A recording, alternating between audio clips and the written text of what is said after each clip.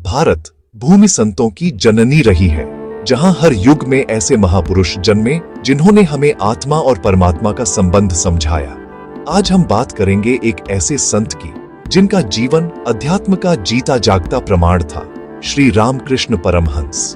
ये कोई कहानी नहीं बल्कि एक सत्य यात्रा है उस व्यक्ति की जिसने भगवान को न केवल देखा बल्कि अनुभव किया। रामकृष्ण परमहंस का जन्म 18 फरवरी 1836 को बंगाल के कामारपुकुर गांव में हुआ। उनका नाम था गदाधर चट्टोपाध्याय। बचपन से ही वे साधारण नहीं थे। एक बार आकाश में उड़ते सारस को देखकर वे इतनी गहराई में ध्यान में चले गए कि घंटों तक बैठे रहे।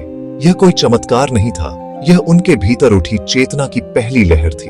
यहीं से शुरू हुई एक आत्मिक यात्रा जो मानवता को नया दृष्टिकोण देने वाली थी। रामकृष्ण परमहंस ने अपने जीवन में किसी एक धर्म को नहीं अपनाया। उन्होंने सभी मार्गों की साधना की, चाहे वह हिंदू भक्ति पथ हो, इस्लामी ध्यान हो या ईसाई प्रेम मार्ग। उनका निष्कर्ष स्पष्ट था, सभी धर्म एक ही सत्य की ओर ले जाते हैं। यह कोई किताब का कथन नहीं बल्कि अनुभव था। उन्होंने यह सिद्ध किया कि ईश्वर तक पहुंचने के कई मार्ग हो सकते हैं, परंतु मंजिल एक ही है, परमात्मा। रामकृष्ण परमहंस के जीवन का हर क्षण ईश्वर अनुभव से जुड़ा था। वे कहते थे, जिस तरह तुम मेरे सामने खड़े हो उसी तरह मैंने मां काली को देखा है। उनका यह अनुभव केवल विश्वास नहीं बल्कि एक जीवित साक्ष्य था कि ईश्वर केवल कल्पना नहीं, अनुभव की वास्तविकता है। अगर आप भी भारतीय संतों और महापुरुषों की सच्ची रिसर्च बेस्ड डॉक्यूमेंट्री देखना चाहते हैं तो चैनल विष्णु दिवाकर को अब भी सब्सक्राइब करें और बेल आइकन दबाएं, जहां सत्य और अध्यात्म मिलते हैं। आकाशिक क्यास में युवा नरेंद्र नाथ दत्त, जो आगे चलकर स्वामी विवेकानंद बने, पहली बार रामकृष्ण परमहंस से मिले।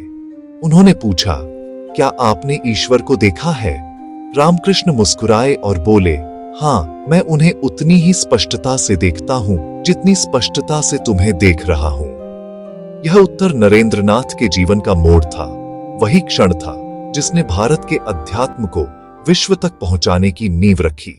रामकृष्ण परमहंस ने कहा, सबको प्रेम करो क्योंकि हर जीव में ईश्वर है।